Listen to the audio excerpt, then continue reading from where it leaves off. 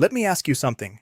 When was the last time you looked at your life, really looked at it, and felt a quiet, uncomfortable voice whisper, "This is not it. This is not what I was meant for"? Maybe it came to you at 2 a.m., staring at the ceiling. Maybe it came on a Monday morning when the alarm went off and your first feeling was dread. Maybe it came at a birthday, yours or someone else's, when you realized another year had passed and something essential inside you had stayed exactly the same. That whisper is not weakness. That whisper is wisdom. And today I want to talk to you about the only thing standing between you and the life that whisper is pointing you toward. It is not time. It is not money. It is not connections or talent or luck. It is one decision, one brave decision. Let us be honest about what stagnation actually feels like, because we have become experts at disguising it. Stagnation does not always look like failure. Sometimes it looks perfectly fine from the outside. A decent job, a comfortable routine, people who smile when they see you. You pay your bills, you sleep at night. By every measurable standard, things are okay. But okay is not the same as alive. Stagnation is the feeling of being motion without progress. Like a treadmill. You are running, you are tired. But when you look out the window, the landscape has not changed. How does a person end up there? Not all at once. Nobody wakes up one morning and decides to stop growing. It happens gradually, quietly, through a series of small surrenders. You had a dream once. You kept it inside because you were afraid people would laugh. That was one small surrender. You had an opportunity once, a chance to take a risk, try something new, speak your truth. And you said, maybe later. That was another small surrender. You wanted to leave a job, a city, a relationship, a habit. And you told yourself it was not the right time. That was another. And slowly, those small surrenders built walls around you. Not walls of stone, but walls of habit, walls of comfort, walls of other people's expectations. And you began living inside those walls and calling it safety. But here is what I need you to understand. A cage is still a cage, even if the bars are made of gold. You are not stuck because the world is against you. You are not stuck because you lack ability. You are stuck because you have not yet made the one brave decision that changes everything. Now I want to be very clear about something, because the word brave can intimidate people. When I say one brave decision, I am not talking about recklessness. I am not talking about burning your life to the ground and starting over on a whim.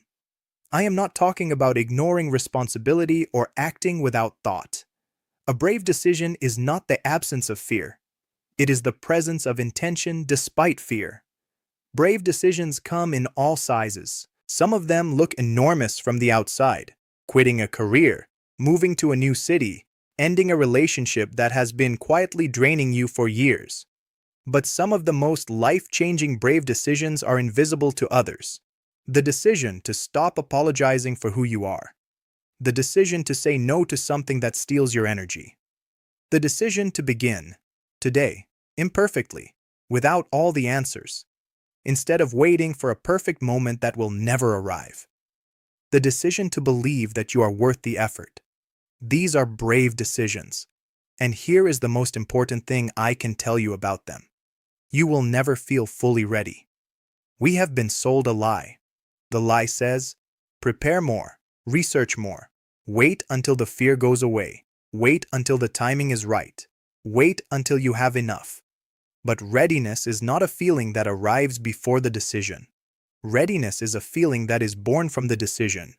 You do not wait to feel ready and then jump. You jump and then feel ready. Think about every significant thing you have ever done in your life. Learning to walk, riding a bicycle, saying I love you for the first time, showing up for a job you were not sure you could do. Did you feel ready before every single one of those moments? No. You felt afraid, you felt uncertain, and you did it anyway. And something shifted, something opened, something in you grew. That is what a brave decision does. It does not remove the obstacle. It removes the illusion that the obstacle is bigger than you are. We spend a great deal of time talking about the risks of making a brave decision. We imagine everything that could go wrong. We catastrophize. We calculate. We list the reasons. But we almost never talk about the cost of not deciding. Let me talk about that cost today. Every single day that you choose to stay inside a life that has stopped fitting you, you are paying a price. It may not show up on a bank statement, but it shows up.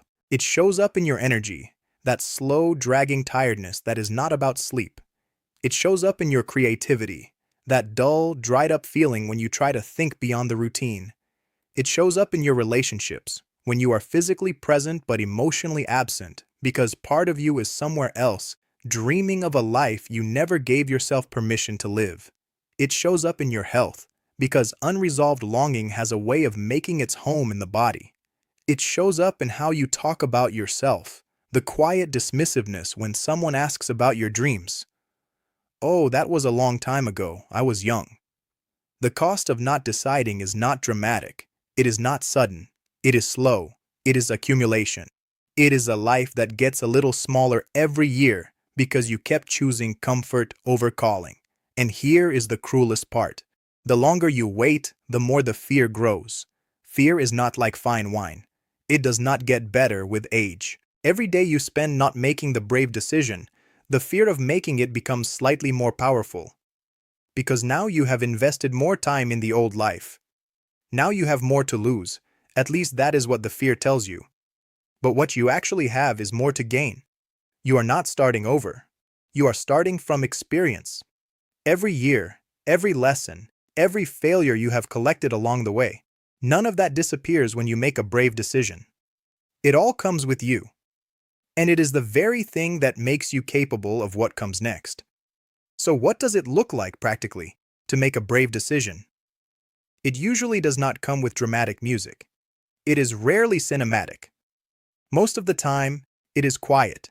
It is you, sitting with yourself and finally saying, enough.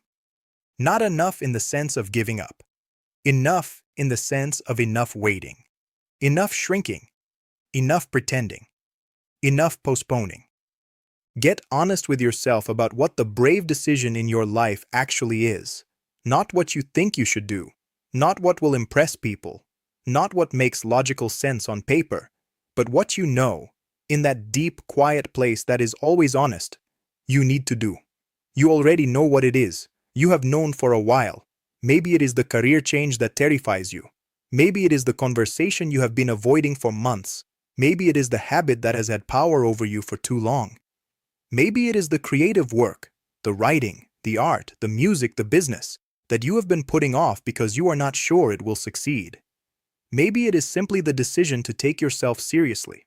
Once you identify it, do not make a plan for 10 steps from now. Make a plan for one step. Just one. Because brave decisions do not require a perfect strategy. They require a first move. Take the first step while you still feel afraid. That is the whole secret. Not when the fear is gone, while it is still there, full strength, looking you in the eye. Because when you take that first step afraid, something extraordinary happens. The fear does not disappear, but it shrinks, and you grow. And suddenly, the ratio has changed. You are bigger, the fear is smaller, and then you take the next step.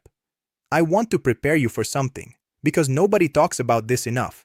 After you make a brave decision, it will not feel immediately good. There will be a period, it might be days, it might be weeks, where things feel harder than they did before. Where the old life, with all its limitations, looks oddly appealing from the other side. Where doubt comes visiting every single morning. This is not a sign that you are wrong. This is the discomfort of expansion.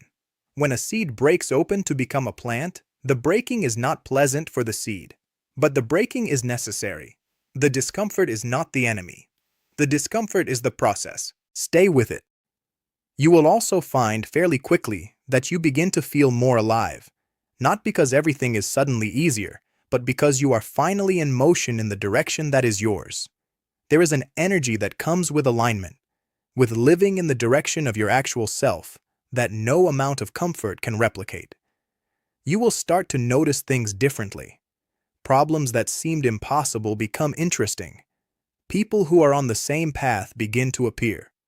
Opportunities that were invisible before suddenly seem to be everywhere. This is not magic. This is what happens when your attention shifts from protecting what you have to building what you want. You have one life, not a rehearsal, not a draft. One. And somewhere inside you, there is a version of yourself, more free, more alive, more fully expressed, who has been waiting with extraordinary patience for you to give them a chance. That version of you does not need a different country or a different body or a different past. They just need one thing, one brave decision, not 10 decisions, not a flawless plan, not certainty, one decision, made today, made imperfectly, made afraid. I am not asking you to transform your entire life tonight. I am asking you to do one thing. Identify the brave decision you have been postponing, and take the very first step toward it. Today, before the sun sets, before the momentum fades, before the fear talks you out of it again. A year from today, you will look back at this moment, and you will either say, "That was the day things changed," or you will say, "That was the day I almost let them." The choice is yours. It has always been yours. Make the brave decision.